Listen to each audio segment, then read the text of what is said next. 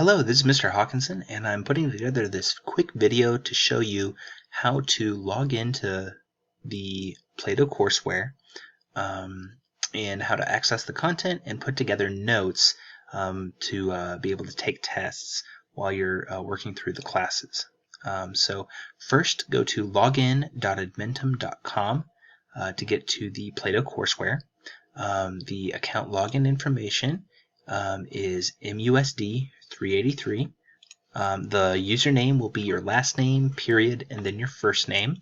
And then the password will just be your first name in order to access the content. So your instructor should have that all set up for you, and they should have assigned you classes to start working on. So you'll get a main list of classes on this main homepage here. You can either go to all my work to see the full list as well, including classes that you've already gotten done. And to access the content of what you were working on, or to look at an entire list of all the activities within a class, you can hit all activities for whatever you're working on, and that will take you to the list of everything that's available within the class. So when you get there, get to the classes page, you'll have anywhere from 3 to 5 units to work through. You'll have access to a pretest, discussions, and mastery tests, and lesson modules, and then a post test for each of the units. You'll see these unit activities or course activities. You do not have to do those currently with us. So just ignore those. Your instructors can either exempt those or mark them as complete, just kind of depending on what they like to do for completing those. So don't access any of those. The main things that you need to make sure that you have done and completed for the class are the unit discussions, the unit lessons, and the post test for each of the different units. Once you've completed those for each of the 3 units, then that is the extent of what you can work on PLATO. While we're in the midst of this remote learning, these end of semester tests will be locked and will remain locked until we get back on center, and you guys will have to take those tests at that time. All right, so very quickly, the courses, we usually recommend that you try taking the pretest for each of the different units. It contains sample questions for each of the different lessons that are contained within a unit.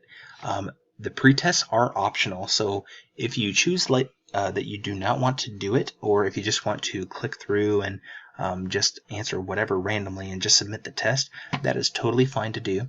It just if you would like to see whether or not you know some of this information already, it will exempt you from lessons that you do know the content of already.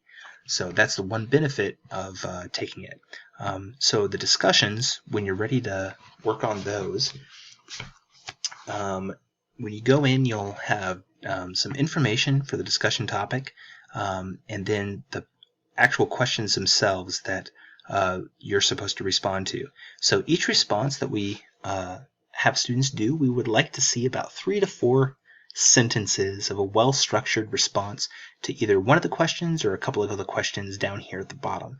So that's pretty straightforward, and it's really open-ended in how you respond, but it helps us evaluate some of your writing skills when you do those.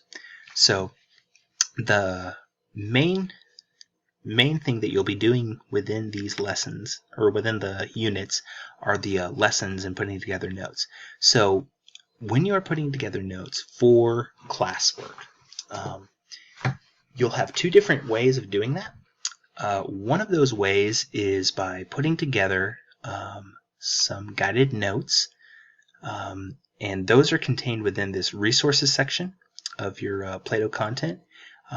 Clicking on guided notes will open up a PDF file for you online, and so this is brand new, or relatively new for some of you newer students, and so you may not have seen this before, but it has fillable sections within this PDF that you can type in, like search for the content, like the terms within the PLATO tutorials, and allows you to type that information in. And these guided notes are all geared around the questions that are going to be included on the mastery tests and the post tests. So, and they have like different lists and things that you can put down that'll help you pass those. So that is one way, method that you can put your notes together.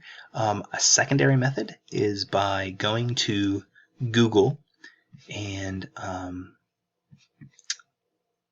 logging in with your Google account, and then going to Google Drive and opening up a Word document, a Google Doc, and then copying and pasting any of the relevant information that you feel is most important, and putting your notes together that way. That is another process of putting the notes together as you're working through these tutorials.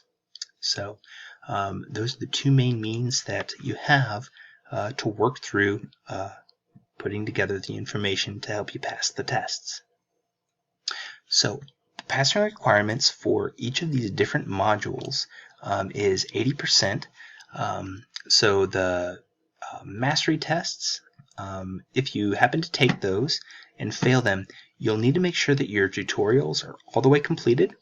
If they are, then just accessing the tutorial and then exiting out of it will unlock the mastery test again. You'll have up to 10 attempts to pass the mastery test before you'll need to get it unlocked by one of the instructors. So you can either reach out to us to do that, or for any other questions that you may have, either through our Facebook page, by messaging us directly with our Facebook accounts, or within the system here, going up to the messages section and sending or typing in the name of your instructor, or by messaging us through phones, or sending us emails to our email accounts. So, or whatever means that you have available to you to contact us that you're comfortable with using. So I hope that's informational, that helps. If there's any questions, please feel free to reach out to us and let us know what we can help you with. Okay, thank you.